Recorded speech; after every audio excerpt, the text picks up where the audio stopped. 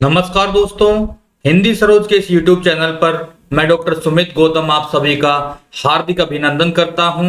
मैं आशा करता हूं दोस्तों कि आपकी तैयारी एकदम पुख्ता चल रही होगी, एकदम जोरों शोरों से चल रही होगी।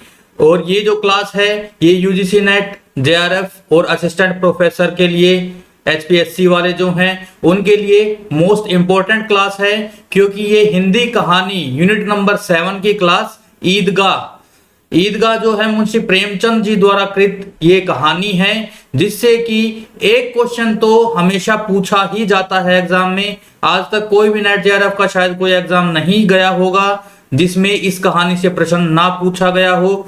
बहुत इंपॉर्टेंट कहानी है दोस्तों, हमने पहले भी स्कूली शिक्षा में इस कहानी को पढ़ा है और हम इसको जानते हैं कि इसमें क्या है, लेकिन नेट जेआरएफ में इसको हमें थोड़ी अलग दृष्टि से पढ़ना होता है। आज हम इसका संपूर्ण पाठन करेंगे और इसके अंतर्गत आने वाले जितने भी प्रश्न हैं जो कि पूछे जा सकते हैं एग्जाम में, उनका विवेचन करेंगे, उनको नोट करेंगे। तो दोस्तों मैं आपसे दरखास्त करता हूं कि कागज और कलम लेकर बैठ जाइए और नोट्स बनाने साथ साथ में शुरू कीजिए। यही चलकर आपके काम आने वाला है एग्जाम के समय में। तो दोस्तों ये आपका अपना चैनल है, इसको सब्सक्राइब अवश्य कर दीजिएगा, वीडियो को पूरी देखिएगा। जो किसी भी एग्जाम की तैयारी नहीं कर रहे हैं वो भी इस कहानी को देखें, क्योंकि बहुत ही प्रेरणादायक ये कहानी है, बाल मनोविज्ञान से संबंधित ये कहानी है। सभी लोगों को ये क्लास अवश्य देखनी चाहिए, जिससे कि बच्चों का मनोबल भी बढ़ेगा, उनको भी प्रेरणा मिलेगी इस कहानी से। मानवीय पक्ष को दिखाती ये कहानी बहुत ही महत्वपूर्ण है। तो आइए शुरू करते हैं आज की ये कहानी। क्लास शुरू करने से पहले ये एक महत्वपूर्ण सूचना है आप लोगों के लिए कि चैनल पर प्लेलिस्ट बन चुकी है यूनिट नंबर 2 की और यूनिट नंबर 7 की। यूनिट नंबर 2 में 30 क्लासेस हो चुकी हैं जो कि अपडेटेड है, और पूरा मैटर जो है एकदम गहन अध्ययन मैंने आप लोगों को करवाया है एग्जाम की दृष्टि से, जो कि अपडेटेड है। तो जाकर प्लेलिस्ट को जरूर देखिए, एक एक करके क्लासेस देखिए और अपने नोट्स बनाइए। इस तरह का इंटरफेस दिखेगा आपको। प्लेलिस्ट में जाएंगे तो वहां पर हिंदी साहित्य का इतिहास के नाम से प्लेलिस्ट बनी हुई है, जो कि हमारी यूनिट नंबर 2 है। बहुत ही महत्वपूर्ण यूनिट है दोस्तों। वो जो है वो अपने हिंदी साहित्य का बेस है, उसको पढ़ना अत्यंत आवश्यक है। तो उसको जरूर से जाके देखिएगा, पढ़िएगा। और इस प्रकार का इंटरफेस दिखेगा आपको जब आप यूनिट नंबर 7 कहानी वाली, हिंदी कहानी वाली जो प्लेलिस्ट खोलेंगे आप, उसमें आपको इस तरह का इंटरफेस दिखाई देगा, जिसमें कि 10 कहानियां मैं करवा चुका हूं और ये 11वीं कहानी की क्लास आज होने वाली है। ऐसे ही मैं आप लोगों को फ्री में पूरा मैटर देता रहूंगा, पूरा गहन अध्ययन करवा रहा हूं मैं। जिन लोगों ने सब्सक्राइब कर रखा है, जो लोग मेरी क्लासेस लेते हैं, उनको अच्छी तरह से पता है कि कितना गहन अध्ययन मैं आप लोगों को करवा रहा हूं। अगर इतना पढ़ लिया तो आपको यूजीसी नेट, जेआरएफ और असिस्टेंट प्रोफेसर का जब एग्जाम देंगे उसमें आपको कुछ भी एक्स्ट्रा पढ़ने की आवश्यकता नहीं पड़ेगी दोस्तों। तो आज ही चैनल को सब्सक्राइब कर दीजिए। आइए शुरू करते हैं आज की कहानी। ईदगाह कहानी आज हमारी ये मुंशी प्रेमचंद द्वारा कृत है। ये एक बहुत ही प्रसिद्ध कहानी है जो कि स्कूली शिक्षा के अंतर्गत भी किताबों में आती है। 11वीं क्लास में भी है और छोटी क्लासों में भी इस कहानी का छोटा रूप दिया गया है। इस कहानी में क्या है, दादी और पोते का मार्मिक प्रेम दर्शाया गया है। इसमें कथन व संदर्भ और वातावरण को सजीव कर दिया गया है। प्रेमचंद की लेखनी ही ऐसी थी कि वो कहानी का वातावरण, कहानी का संदर्भ और कहानी के तत्व इस प्रकार से रखते थे, चित्रण इतना बढ़िया करते थे कि जीवंत हो उठती थी। कहानी जो है वो जीवंत हो उठती थी। ऐसा लगता था पढ़ के उसको कि जैसे हमारे सामने ही कोई चलचित्र चल रहा हो और वो कहानी हम पढ़ नहीं रहे हों अपितु देख रहे हों। ईदगाह कहानी में और क्या है देख लेते हैं। इसमें बाल्यावस्था की निर्मल भावनाओं का सुंदर प्रतिबिंब दर्शाया गया है। ईदगाह कहानी बाल मनोविज्ञान पर आधारित कहानी है। इस कहानी में क्या है, हामिद के मनोभावों और परिस्थितियों का सूक्ष्म चित्रण मिलता है दोस्तों। कहानी के मुख्य पात्र देख लेते हैं। हामिद है जो कि छोटा बच्चा है, 4-5 वर्ष का है। अमीना उसकी दादी का नाम है और उसके 4 मित्रों का नाम आया है महमूद मोहसिन, नूरे सम्मी, ये जो है प्रमुख पात्र हैं इस कहानी के। और गौण पात्र दो चार और हैं जो हम कहानी पढ़ते हुए उनका नाम देख लेंगे, वो ज्यादा इंपॉर्टेंट नहीं है।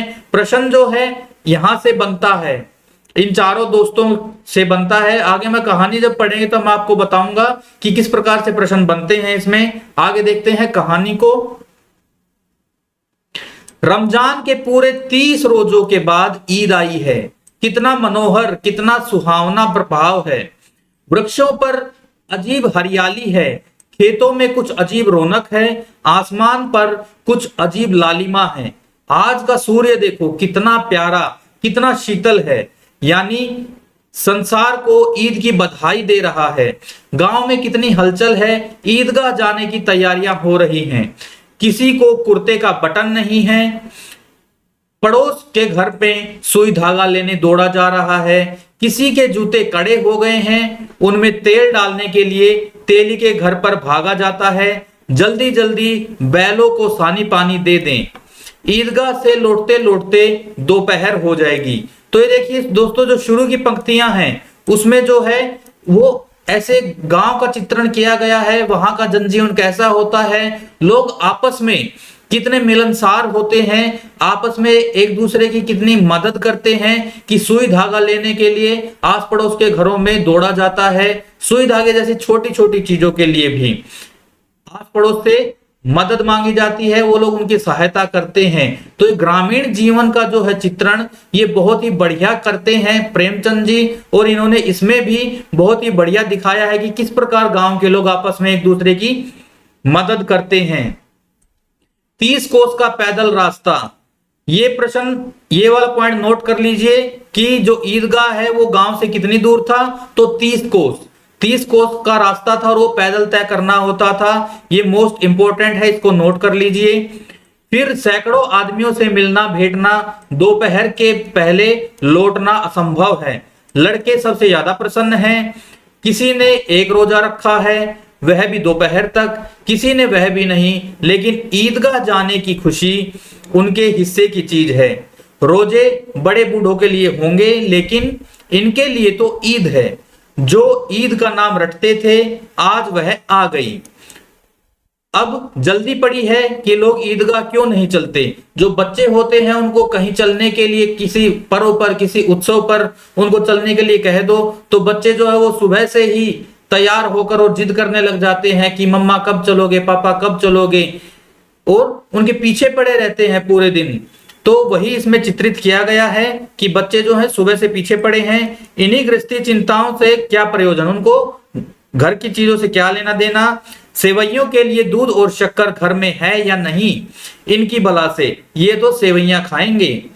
वह क्या जाने कि अब्बाजान क्यों बदहवास चौधरी कायम अली के घर दौड़े जा रहे हैं। ये चौधरी कायम अली जो है ये गांव का दिग्गज पात्र दिखाया गया है, जो कि एक जमींदार है, वो बहुत पैसे वाला है। इसे नोट कर लीजिए, ये भी पात्रों में लिख लीजिए। उन्हें क्या खबर कि चौधरी आंखें बदल लें तो यह सारी ईद मुहर्रम हो जाएगी। यहां पर भी देखिए जो गांव के जो रईस जमींदार लोग हैं उनका मनोभाव दिखाया गया है कि किस प्रकार से गरीब लोग जब उसके पास पैसा मांगने जाते हैं तो उनके मूड पर डिपेंड करता है कि वो पैसा देंगे उधार या नहीं देंगे, सामान देंगे या नहीं देंगे, क्या पता वो कब मना कर दे, कब गुस्सा हो जाएं। तो गरीब लोग इन बातों से भी डरते हैं, जमींदारों से डरते हैं। उनकी अपनी जेबों में तो कुबेर का धन भरा हुआ है, बार बार जेब से अपना खजाना निकालकर पैसे गिनते हैं और खुश होकर फिर रख लेते हैं। महमूद गिनता है 1 2 10 12, उसके पास 12 पैसे हैं। ये बहुत इंपॉर्टेंट है, ये प्रश्न पूछा जाता है, मिलान वाला प्रश्न भी आता है। ये जो 4 दोस्तों के नाम दिए हुए हैं ये मेले में कितने कितने पैसे लेकर जाते हैं ये नोट करना जरूरी है। तो महमूद के पास कितने पैसे हैं, 12 पैसे हैं। मोस्ट इंपोर्टेंट लगाकर इनको नोट करते चलिए। महमूद के पास 12 पैसे हैं, मोहसिन के पास 15 पैसे हैं। आगे देख लेते हैं। इन्हीं अनगिनती पैसों में अनगिनती चीजें लाएंगे, खिलौने, मिठाइयां, बिगुल, गेंद और जाने क्या क्या। और सबसे प्रसन्न है हामिद। हामिद जो है वो सबसे प्रसन्न है, क्यों? वह 4-5 साल का गरीब, 4-5 वर्ष उसकी अवस्था दिखाई गई है, इसे भी नोट कर लीजिए, वो 4-5 वर्ष का है। आयु पूछी जा सकती है। गरीब सूरत दुबला पतला लड़का है जिसका बाप गत वर्ष हैजे की भेंट हो गया। उसका बाप किस बीमारी से मरा था? हैजे की बीमारी से मरा था, इंपॉर्टेंट है। और मैं ना जाने क्यों पीली होती होती एक दिन मर गई, क्योंकि उसमें पीलिया हो गया था। उसको हो सकता है कि खून की कमी हो गई हो, लेकिन यहाँ पर बीमारी नहीं दर्शाई गई है, वो पीली होकर मरी थी, खाली इतना दर्शाया है। किसी को क्या पता क्या बीमारी है, कहती तो कौन सुनने वाला था? वो गरीब थी, कौन उसकी सुनता, कौन उसका इलाज करवाता? दिल पर जो कुछ बीतती थी वह दिल में ही सहती थी, और जब न सहा गया तो संसार से विदा हो गई। अब हामिद अपनी बूढ़ी दादी अमीना की गोद में सोता है और उतना ही प्रसन्न है। उसके अब्बाजान रुपए कमाने गए हैं। उसकी दादी उसको यह कहकर बहकाती है कि तुम्हारे अब्बाजान जो हैं वो पैसे कमाने के लिए गए हैं, दूसरे देश में गए हुए हैं, और वो बहुत सारे पैसे और बहुत सारे खिलौने तेरे लिए लेकर आएंगे। ये कहकर उसे बहलाती रहती है। बहुत सी थैलियां लेकर आएंगे। अम्मा जान अलैया मियाँ के घर से उसके लिए बड़ी अच्छी अच्छी चीजें लाने गई है। और जब वो अपनी मम्मी के बारे में, अपनी अम्मी के बारे में पूछता है तो उसकी दादी उसको कहती है कि वो अल्लाह मियाँ जान के घर गई है और उसके लिए बहुत अच्छी अच्छी चीजें लेने गई है।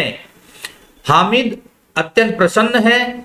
आशा तो बड़ी चीज है, और फिर बच्चों की आशा। यहाँ पर आशा को बहुत इंपॉर्टेंट दिखाया गया है दोस्तों। किसी भी गरीब आदमी को कोई आशा होती है, या फिर कोई अमीर भी हो, उसको जो आशा होती है वही सबसे बड़ी चीज है। आशा की एक किरण जिसको बोलते हैं ना, वो भी अगर बुरे समय में किसी को मिल जाए उसके लिए बहुत बड़ी वस्तु होती है। और बच्चों के लिए आशा तो बहुत ही बड़ी चीज है। उनकी कल्पना तो राई का पर्वत बना देती है। हामिद के पांव में जूते नहीं हैं, सिर पर एक पुरानी धुरानी टोपी है जिसका गोटा काला पड़ गया है, फिर भी वह प्रसन्न है। जब उसके अब्बाजान थैलियों और अम्मीजान नियमतें लेकर आएंगी तो वह दिल से अरमान निकाल लेगा। ये सोच रहा है छोटा बच्चा हामिद। तब देखेगा मोहसिन, नूरे और सम्मी कहां से उतने पैसे निकालेंगे। अभागिन अमीना अपनी कोठरी में बैठी रो रही है। आज ईद का दिन, उसके घर में दाना नहीं। आज आबिद होता तो, आबिद जो है ये हामिद के पिता का नाम है, इसको नोट कर लीजिए। हामिद के पिता का नाम आबिद है, और ये मोस्ट इंपोर्टेंट है, वन लाइनर क्वेश्चन पूछा जा सकता है। क्या इसी तरह ईद आती और चली जाती? इस अंधकार और निराशा में वह डूबी जा रही है। किसने बुलाया था इस निगोड़ी ईद को? गरीब लोगों के लिए त्योहार भी जो है वो फांस की तरह चुभने लग जाते हैं, जब घर में खाने को दाना नहीं और बच्चों को कोई त्योहार मनाना हो। इस घर में उसका काम नहीं, लेकिन हामिद, उसे किसी के मरने जीने से क्या मतलब? उसके अंदर प्रकाश है, बाहर आशा। विपत्ति अपना सारा दल बल लेकर आए, हामिद की आनंद भरी चितवन उसका विध्वंस कर देगी। हामिद भीतर जाकर दादी से कहता है, तुम डरना नहीं अम्मा, मैं सबसे पहले आऊंगा। बिल्कुल न डरना। अमीना का दिल कचोट रहा है। गरीब, माफ कीजिए, गांव के बच्चे अपने अपने बाप के साथ जा रहे थे, और हामिद का बाप अमीना के सिवा और कौन है? उसका कोई बाप नहीं है। तो दादी जो है मन ही मन अपने को कोस रही है कि हाय देखो कितनी बुरी किस्मत है मेरे पोते की, इसका बाप भी नहीं है। उसे कैसे अकेले मेले में जाने दे? उस भीड़ भाड़ से बच्चा कहीं खो जाए तो क्या हो? नहीं, अमीना उसे यूं न जाने देगी। नन्ही सी जान, 3 कोस चलेगा कैसे? पैर में छाले पड़ जाएंगे। दोस्तों ये पीछे जो है ये 30 कोस का रास्ता लिखा, मैंने 30 कोस का रास्ता गलती से कह दिया था, लेकिन ये 3 कोस का रास्ता है। इसे नोट कीजिएगा कि 3 कोस का रास्ता था। जूते भी तो नहीं है। वह थोड़ी थोड़ी दूर पर उसे गोद में ले लेती, लेकिन यहां सेवैया कौन पकाएगा? पैसे होते तो लौटते लौटते सब सामग्री जमा करके चटपट बना लेती, यहाँ तो घंटों चीजें जमा करते लगेंगे। मांगे का ही तो भरोसा ठहरा। उस दिन फहीमन के कपड़े सीले थे, 8 आने पैसे मिले थे। तो फहीमन के कपड़े सीलने पर बूढ़ी दादी को कितने पैसे मिले थे? 8 आने मिले थे। इसे भी नोट कर लीजिए, ये भी इंपॉर्टेंट है। उस अठन्नी को ईमान की तरह बचाती चली आती थी इसी ईद के लिए, लेकिन कल ग्वालन सिर पर सवार हो गई तो क्या करती? हामिद के लिए कुछ नहीं है तो 2 पैसे का दूध तो चाहिए ही। अब तो कुल 2 आने पैसे बचे हैं। कितने आने पैसे बचे हैं? 2 आने।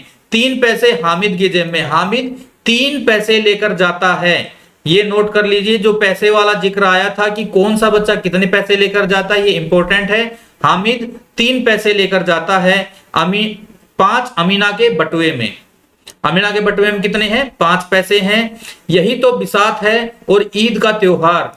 अल्लाह ही बेड़ा पार लगाए। धोबन और नाइन और मेहतरानी और चुड़ीहारिन सभी तो आएंगी। सभी को सेवैया चाहिए और थोड़ा किसी को आंखों नहीं लगता। किस किस से मुंह चुराएगी और मुंह क्यों चुराए? साल भर का त्योहार है, जिंदगी खैरियत से है, उनकी तकदीर भी तो उसी के साथ है। बच्चे को खुदा सलामत रखे, ये दिन भी कट जाएंगे। गांव से मेला चला और बच्चों के साथ हामिद भी जा रहा था। यानी बच्चों के साथ हामिद चला गया है, वो अकेला जा रहा है मेला देखने के लिए। यहां पर मेरा अकेला कहने से तात्पर्य ये है कि अमीना दादी उसके साथ नहीं जा रही है, वह अपने दोस्तों के साथ जा रहा है। कभी सबके सब दौड़कर आगे निकल जाते, फिर किसी पेड़ के नीचे खड़े होकर साथ वालों का इंतजार करते। यह लोग क्यों इतना धीरे धीरे चल रहे हैं? हामिद के पैरों में तो जैसे पर लग गए हैं। वह कभी थक सकता है? शहर का दामन आ गया। शहर के दोनों ओर अमीरों के बगीचे हैं। पक्की 4 दीवारी बनी हुई है। पेड़ों में आम और लीचियां लगी हुई हैं। कभी कभी कोई लड़का कंकड़ी उठाकर आम पर निशाना लगाता है। माली अंदर से गाली देता हुआ निकलता है। लड़के वहां से एक फलांग पर हैं, खूब हंस रहे हैं। यहाँ पर छोटे बच्चे जिस प्रकार से शरारतें करते हैं उनको बहुत ही अच्छे से दर्शाया है। माली को कैसा उल्लू बनाया है। बड़ी बड़ी इमारतें आने लगी। यह अदालत है, यह कॉलेज है, यह क्लब घर है।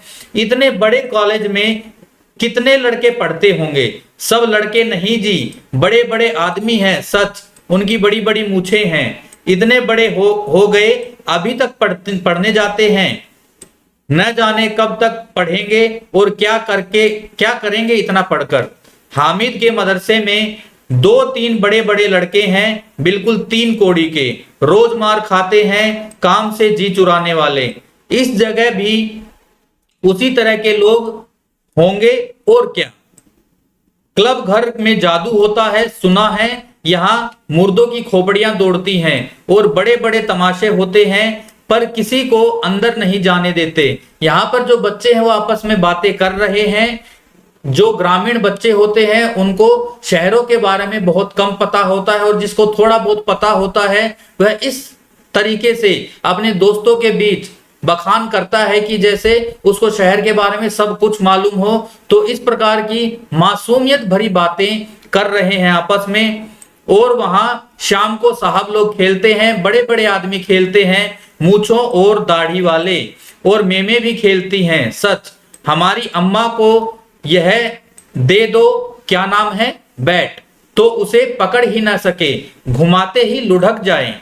महमूद ने कहा, हमारी अम्मी जान का तो हाथ कांपने लगे, अल्लाह कसम। मोहसिन बोला, चलो मनो आटा पीस डालती है, जरा सा बैट पकड़ लेगी तो हाथ कांपने लगेंगे।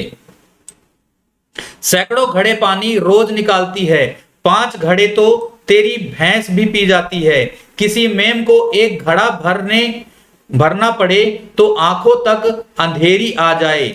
महमूद लेकिन दौड़ती तो नहीं, उछल कूद तो नहीं कर सकती। मोहसिन, हाँ, उछल कूद तो नहीं कर नहीं सकती, लेकिन उस दिन मेरी गाय खुल गई और चौधरी के खेत में जा पड़ी थी। अम्मा इतनी तेज दौड़ी कि मैं उन्हें न पा सका। सच। आगे चले। हलवाइयों की दुकानें शुरू हुई। आज खूब सजी हुई थी। इतनी मिठाइयां कौन खाता।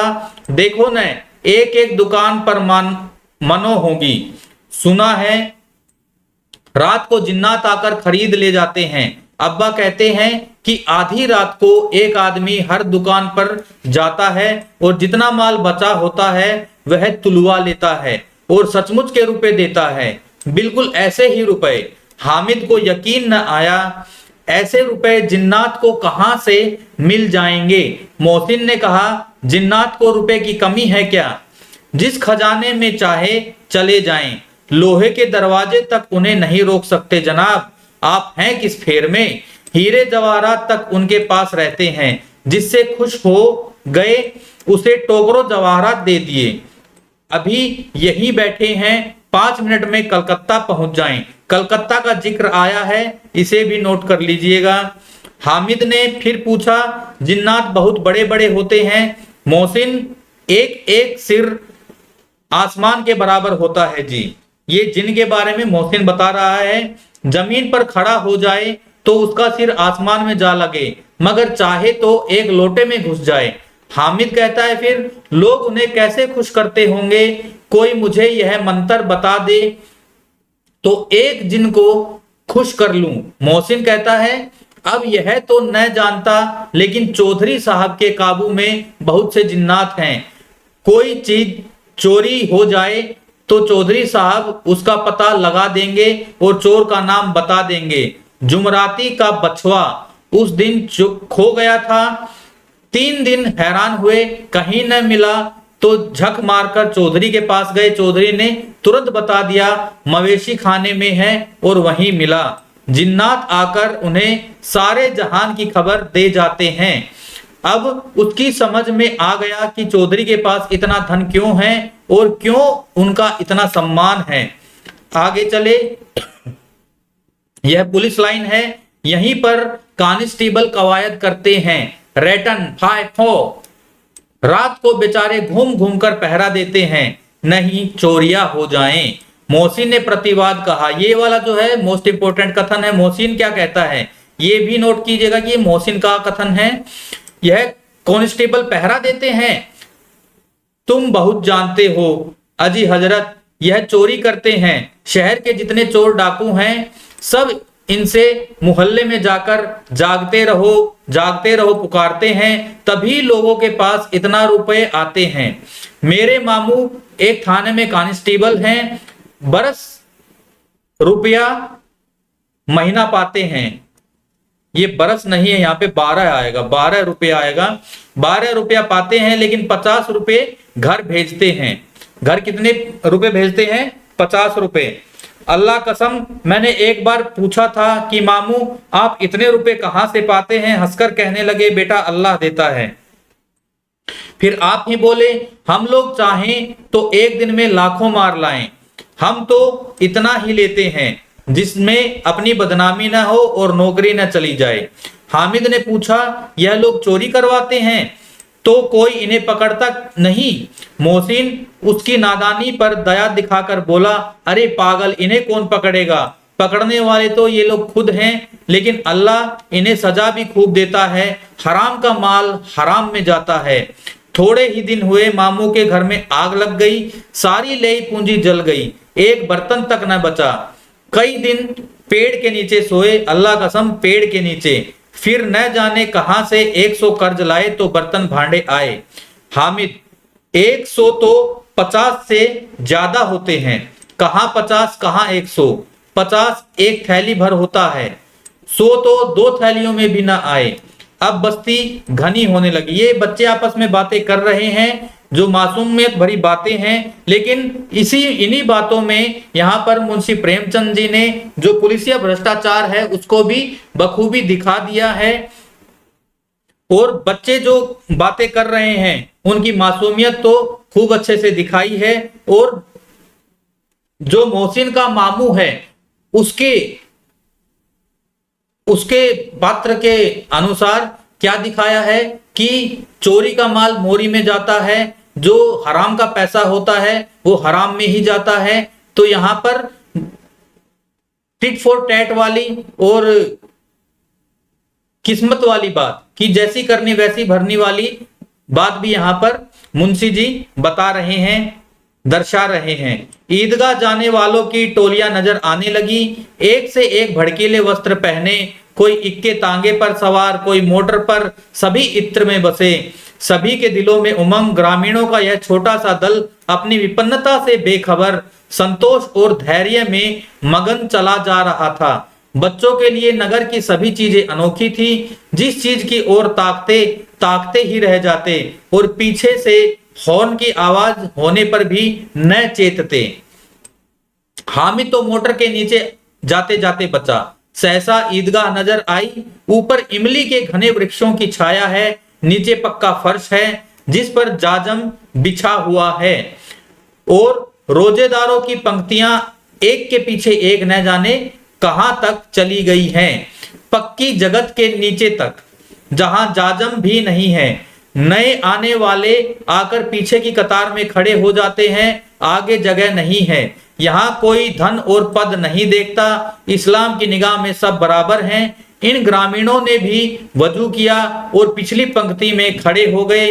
कितना सुंदर संचालन है, कितनी सुंदर व्यवस्था। लाखों सिर एक साथ सजदे में झुक जाते हैं, फिर सब के सब एक साथ खड़े हो जाते हैं, एक साथ झुकते हैं और एक साथ खड़े हो जाते हैं, एक साथ खड़े हो जाते हैं, एक साथ झुकते हैं, एक साथ खड़े हो जाते हैं। कई बार यही क्रिया होती है, जैसे बिजली की लाखों बत्तियां एक साथ प्रदीप्त हों और एक साथ बुझ जाएं और यही क्रम चलता रहे। कितना अपूर्व दृश्य था, जिसकी सामूहिक क्रियाएं, विस्तार और अनंतता हृदय को श्रद्धा, गर्व और आत्मानंद से भर देती थी।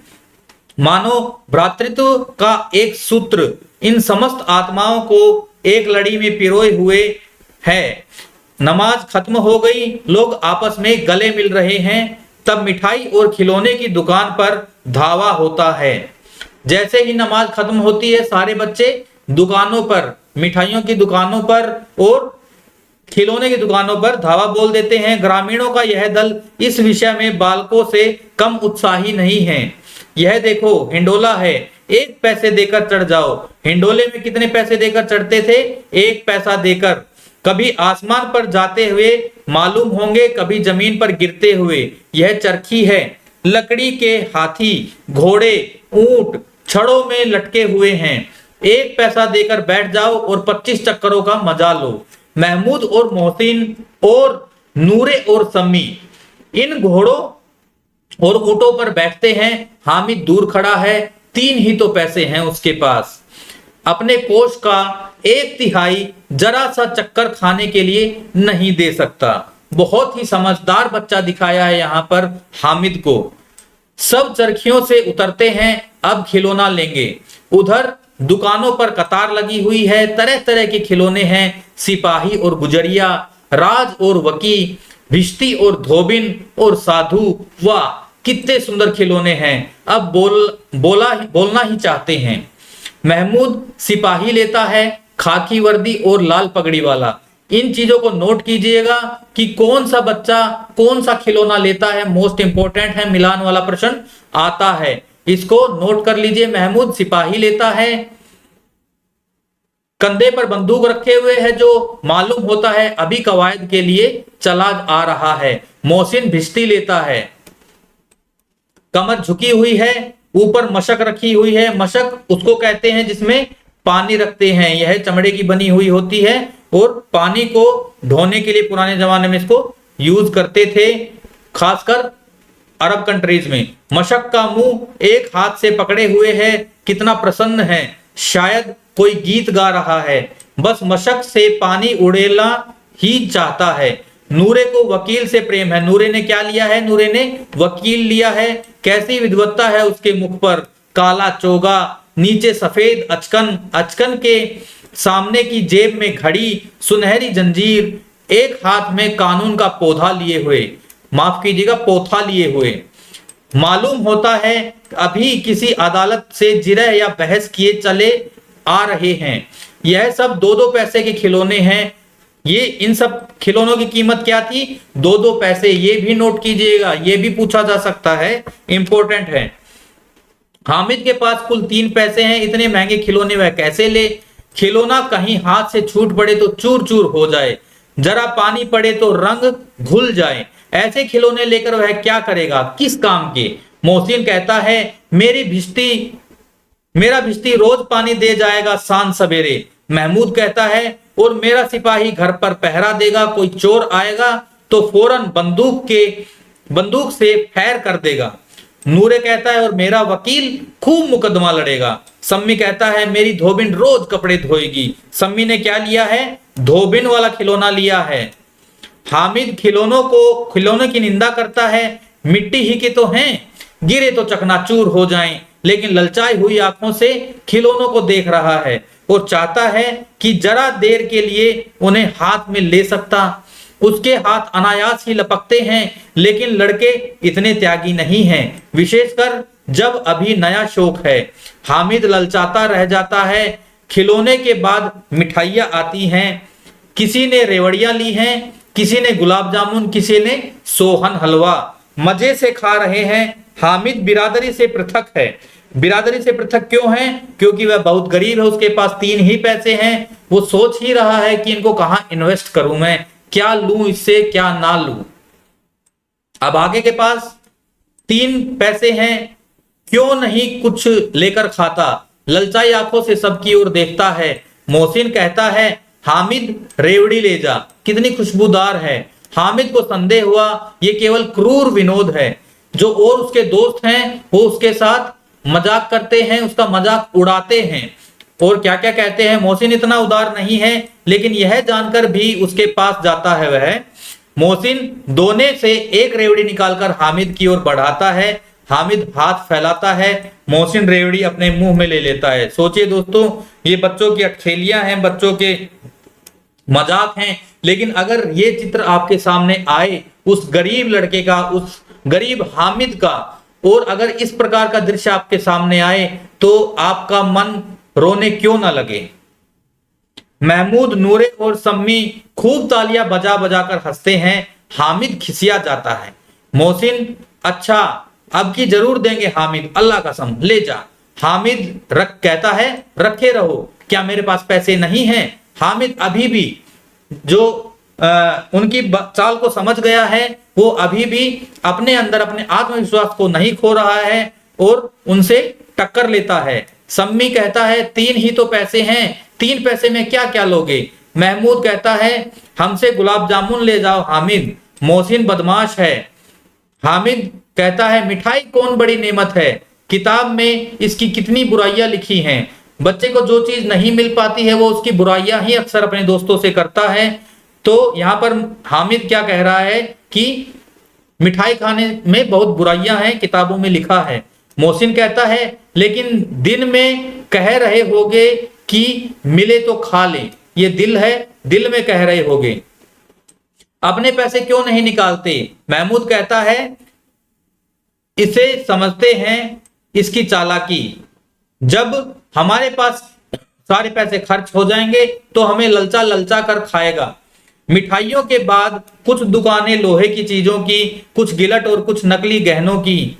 लड़कों के लिए यहाँ कोई आकर्षण न था, वे सब आगे बढ़ जाते हैं, लेकिन हामिद की लोहे की दुकान पर रुक जाता है।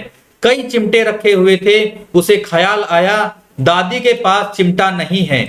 तवे से रोटियां उतारती है तो हाथ जल जाता है। अगर वह चिमटा ले जाकर दादी को दे दे तो वह कितना प्रसन्न होगी, फिर उनकी उंगलियां भी न जलेंगी। घर में एक काम की चीज हो जाएगी, खिलौने से क्या फायदा, व्यर्थ में पैसे खराब होते हैं। जरा देर ही तो खुशी होती है, फिर तो खिलौने कोई आंख उठाकर नहीं देखता। यह तो घर पहुंचते पहुंचते टूट फूट कर बराबर हो जाएंगे। चिमटा कितने काम की चीज है, रोटियां तवे से उतार लो, चूल्हे में सेक लो, कोई आग मांगने आए तो झटपट चूल्हे से निकालकर उसे दे दो। अम्मा बेचारी को कहाँ फुर्सत है कि बाजार आए, और इतने पैसे ही कहाँ मिलते हैं, रोज हाथ जला लेती है। हामिद के साथी आगे बढ़ गए हैं, सबील पर सब के सब शरबत पी रहे हैं। देखो सब कितने लालची हैं, इतनी मिठाइयां ली, मुझे किसी ने एक भी न दी। उस पर कहते हैं मेरे साथ खेलो, मेरा यह काम करो। अब अगर किसी ने कोई काम करने को कहा तो पूछूंगा, खाए मिठाइयां, आप मुंह सड़ेगा, फोड़े फुंसियां निकलेंगी, आप ही जबान चटोरी हो जाएगी, तब घर से पैसे चुराएंगे और मार खाएंगे। ये मिठाइयों की बुराइयां बताई हैं हामिद ने, ये बुराइयां पूछी जा सकती हैं, इसको नोट कर लीजिए, इंपॉर्टेंट है ये कि हामिद ने क्या क्या बुराइयां बताई हैं।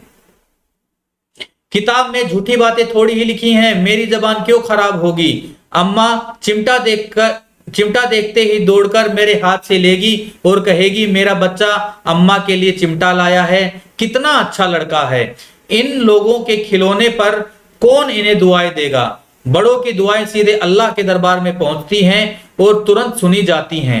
मैं भी इनसे मिजाज क्यों सहूं, मैं गरीब सही, किसी से कुछ मांगने तो नहीं जाते। आखिर अब्बा जान कभी न कभी आएंगे, अम्मा भी आएंगी ही, फिर इन लोगों से पूछूंगा कितने खिलौने लोगे। एक एक टोकरियों खिलौने दूं और दिखा दूं कि दोस्तों के साथ इस तरह का सलूक किया जाता है।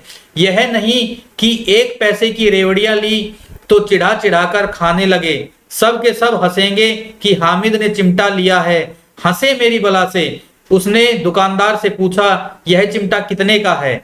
दुकानदार ने उसकी ओर देखा और कोई आदमी साथ न देखकर कहा तुम्हारे काम की चीज नहीं है जी, बिकाऊ है कि नहीं। हामिद फिर उससे तलखी से पूछता है बिकाऊ है कि नहीं।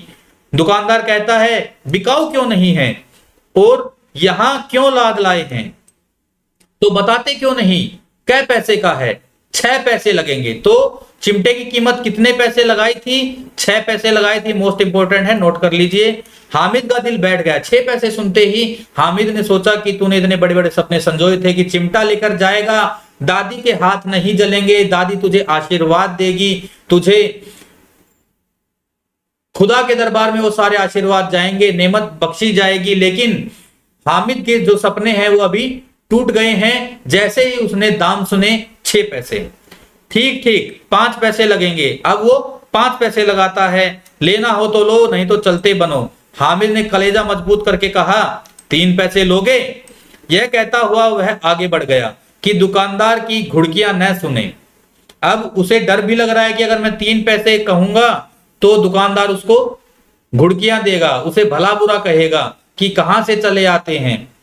लेकिन दुकानदार ने घुड़कियां नहीं दी, बुलाकर चिमटा दे दिया। हामिद ने उसे इस तरह कंधे पर रखा मानो बंदूक है और शान से अकड़ता हुआ संगियों के पास आया। जरा सुने सबके पास क्या क्या आलोचनाएं करते हैं। मोहसिन ने हंसकर कहा यह चिमटा क्यों लाया पगले, इससे क्या करेगा। तो ये वाला जो कथन है ये मोहसिन का है, ये नोट कर लीजिए। ये वाला कथन मोस्ट इंपोर्टेंट है, पूछा जा सकता है एग्जाम में। हामिद ने चिमटे को जमीन पर पटक कर कहा जरा अपना भिश्ती जमीन पर गिरा दो, सारी पसलियां चूर चूर हो जाएं बच्चा की। महमूद बोला यह तो चिमटा कोई खिलौना है।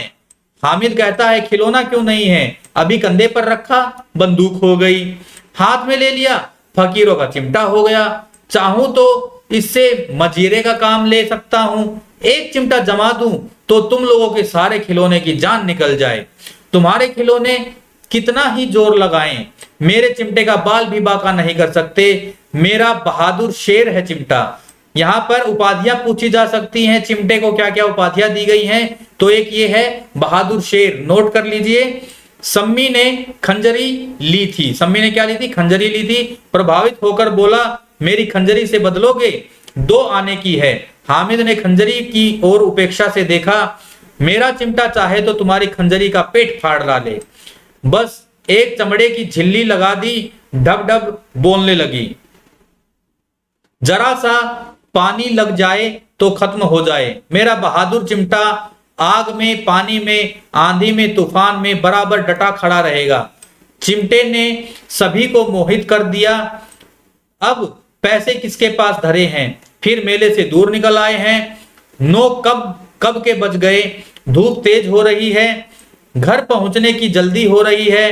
बाप से जिद भी करें तो भी चिमटा नहीं मिल सकता। हामिद बड़ा चालाक है। वो जो उसके दोस्त हैं वो सोचते हैं हामिद बड़ा चालाक है, इसलिए बदमाश ने पैसे बचा रखे थे। अब बालकों के 2 दल हो गए हैं, मोहसिन, महमूद, सम्मी और नूरे एक तरफ हैं और हामिद अकेला दूसरी तरफ। अब इनका शास्त्रार्थ शुरू होता है। सम्मी तो विधर्मी हो गया, दूसरे पक्ष से जा मिला, लेकिन मोहसिन, महमूद और नूरे भी हामिद से एक 2 साल बड़े होने पर भी हामिद के आघातों से आतंकित हो उठे। उसके पास न्याय का बल है और नीति की शक्ति। एक और मिट्टी है, दूसरी ओर लोहा।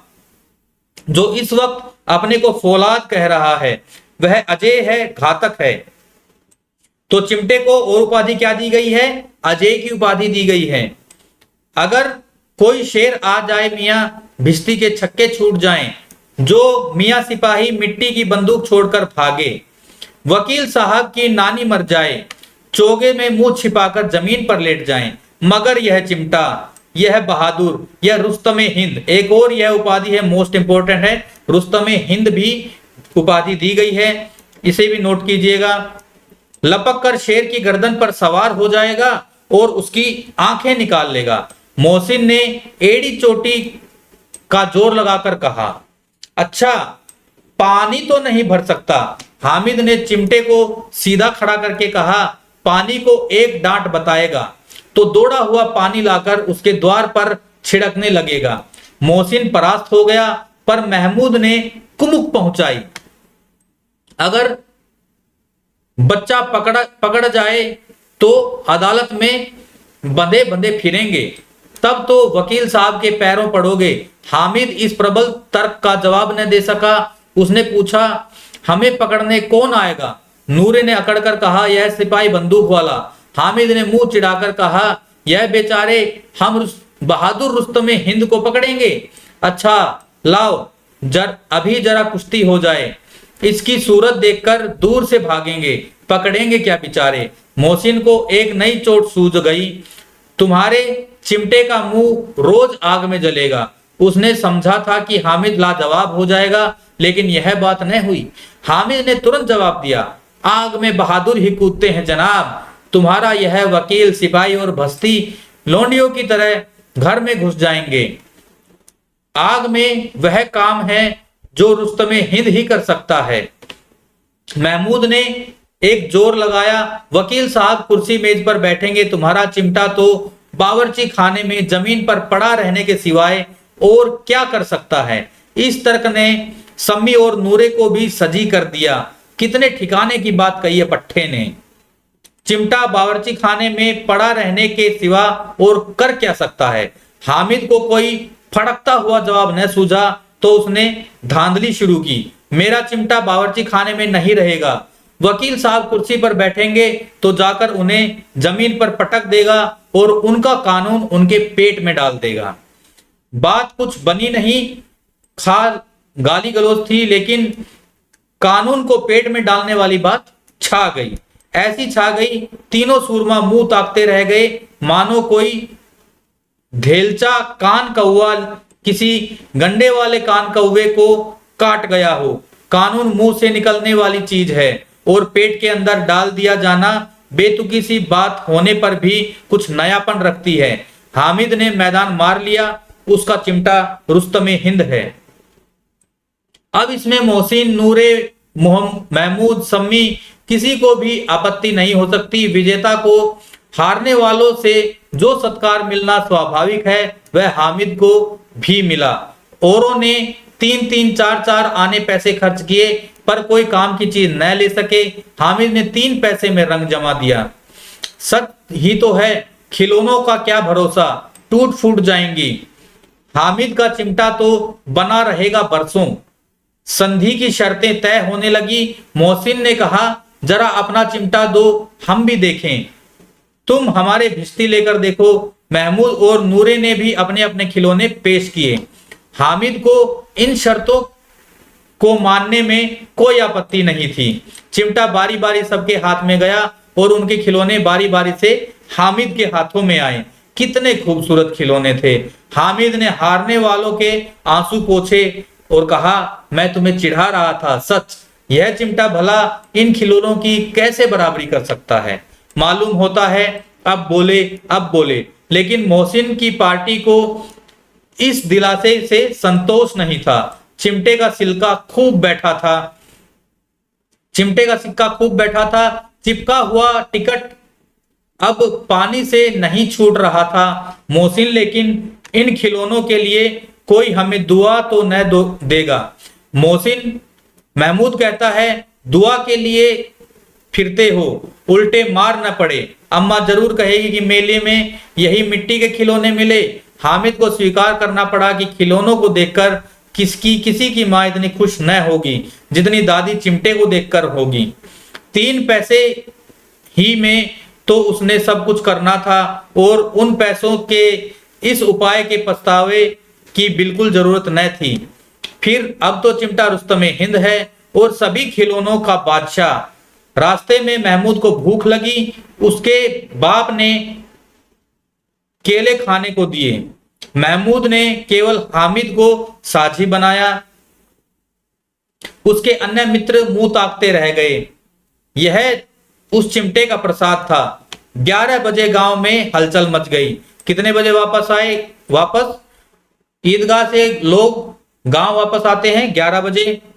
मेले वाले आ गए। मोहसिन की छोटी बहन दौड़कर भिश्ती उसके हाथों से उसने छीन लिया और मारे खुशी के जा उछली तो भिश्ती मियाँ नीचे आ गिरे और सुरलोक सिधारे। इस पर भाई बहन में मारपीट हो गई। दोनों खूब रोए। उसकी अम्मा यह शोर सुनकर बिगड़ी और दोनों के ऊपर से 2-2 चांटे और लगाए। नूरे मियाँ के वकील का अंत उनके प्रतिष्ठानुकूल इससे ज्यादा गौरवमय हुआ। वकील जमीन तक या ताक पर हो नहीं बैठ सकता। उसकी मर्यादा का विचार तो करना ही होगा। दीवार में खूंटियां गाड़ी गई। उन पर लकड़ी का एक पटरा रखा गया। पटरे पर कागज का कालीन बिछाया गया। वकील साहब राजा भोज की भांति सिंहासन पर विराजे। किसकी भांति विराजे? राजा भोज की भांति। नूरे ने उन्हें पंखा झेलना शुरू किया। अदालतों में खर की टट्टियां और बिजली के पंखे रहते हैं, क्या यहां मामूली पंखा भी न हो? कानून की गर्मी दिमाग पर चढ़ जाएगी कि नहीं? बांस का पंखा आया और नूरे हवा करने लगे। मालूम नहीं पंखे की हवा से क्या पंखे की चोट से वकील साहब स्वर्गलोक से मृत्यु लोक में आ रहे और उनका माटी का चोला माटी में मिल गया। फिर बड़े जोर शोर से मातम हुआ और वकील साहब की अस्थि घूरे में डाल दी गई। अब रहा महमूद का सिपाही। उसे चटपट गांव का पहरा देने का चार्ज मिल गया। लेकिन पुलिस का सिपाही कोई साधारण व्यक्ति तो नहीं जो अपने पैरों से चले वह पालकी पर चलेगा। एक टोकरी आई, उसमें कुछ लाल रंग के फटे पुराने चिथड़े बिछाए गए जिसमें सिपाही आराम से लेटे। नूरे ने यह टोकरी उठाई और अपने द्वार का चक्कर लगाने लगे। उनके दोनों छोटे भाई सिपाही की तरह छोने वाले जागते रहो पुकारते चलते हैं, मगर रात तो अंधेरी होनी चाहिए। नूरे को ठोकर लग जाती है। टोकरी उसके हाथ से छूटकर गिर पड़ती है और मियां सिपाही अपनी बंदूक लिए जमीन पर आ जाते हैं। उनकी एक टांग में विकार आ जाता है तो जो सिपाही वाला खिलौना था पहले उसकी टांग टूटती है। महमूद को आज ज्ञात हुआ कि वह अच्छा डॉक्टर है। उसको ऐसा मरहम मिल गया जिससे वह टूटी टांग को आनन फानन जोड़ सकता है। केवल गूलर का दूध चाहिए। गूलर का दूध आता है, टांग जवाब दे देती है। शल्य क्रिया असफल हुई तब उसकी दूसरी टांग भी तोड़ दी जाती है। अब कम से कम एक जगह आराम से बैठ तो सकता है। एक टांग से तो न चला जा सकता है ना बैठा जा सकता है। अब वह सिपाही सन्यासी हो गया है। अपनी जगह पर बैठा बैठा पहरा देता है। कभी कभी देवता भी बन जाता है। उसके सिर पर झालरदार साफा खुरच दिया गया है। अब उसका जितना रूपांतर चाहो कर सकते हो। कभी कभी तो उससे बाट का काम भी लिया जाता है। अब मियां हामिद का हाल सुनिए। अमीना उसकी आवाज सुनते ही दौड़ी और गोद में उठाकर प्यार करने लगी। सहसा उसके हाथ में चिमटा देखकर वह चौंकी। यह चिमटा कहाँ था? मैंने मेले से लिया है। कै पैसे में? 3 पैसे दिए। अमीना ने छाती पीट ली। यह कैसा बेसमझ लड़का है कि दोपहर हुआ, कुछ खाया न पिया, लाया क्या है? चिमटा? सारे मेले में तुझे और कोई चीज न मिली जो यह लोहे का चिमटा उठा लाया? हामिद ने अपराधी भाव से कहा, तुम्हारी उंगलियां तवे से जल जाती थी, इसलिए मैंने इसे लिया। बुढ़िया का क्रोध तुरंत स्नेह में बदल गया, और स्नेह भी वह नहीं जो प्रागल्भ होता है और अपनी सारी कसक शब्दों में बिखेर देता है। यह मूक स्नेह था, सबसे ठोस, रस और स्वाद से भरा हुआ। बच्चे में कितना व्याग, कितना सद्भाव और कितना विवेक है। दूसरों के खिलौने लेते और मिठाई खाते देखकर इसका मन कितना ललचाया होगा। इतना जब इससे हुआ कैसे? वहां भी इसे अपनी बुढ़िया दादी की याद बनी रही। अमीना का मन गदगद हो गया, और अब वह एक बड़ी विचित्र बात हुई। अब हामिद के इस चिमटे से भी विचित्र। बच्चे हामिद ने बूढ़े हामिद का पार्ट खेल गया। बच्चा हामिद जो है वो बूढ़े हामिद का पार्ट खेल गया था। बुढ़िया अमीना बालिका अमीना बन गई थी। वह रोने लगी। ये जो दृश्य है, इसमें इतनी बड़ी बड़ी बातें हामिद कर रहा है कि वो जो है एक बड़ा बुजुर्ग जो समझा सकता है, जिसमें इतनी समझ है, वो अपनी दादी को इतनी बड़ी बड़ी बातें बता रहा है। तो अमीना दादी पर क्या असर हुआ? वो फूट फूट कर रोने लगी, छोटे बच्चों की तरह। दामन फैलाकर हामिद के लिए दुआएं देती है और आंसू की बड़ी बड़ी बूंदें गिराती जाती है। हामिद इसका रहस्य क्या समझता? तो यहाँ पर हमारी ईदगाह कहानी समाप्त होती है दोस्तों। इसके जितने भी बनने वाले प्रश्न थे, मैं आपको कहानी में बताता आया हूँ। उन सबको आशा है आप लोगों ने नोट कर ली होगी। इसको 1-2 बार रिवाइज और कर सकते हैं एग्जाम के समय पर, क्योंकि इससे एक प्रश्न अवश्य बनता है दोस्तों। तो मिलते हैं हम अगली क्लास में। तब तक के लिए जय हिंद, जय भारत।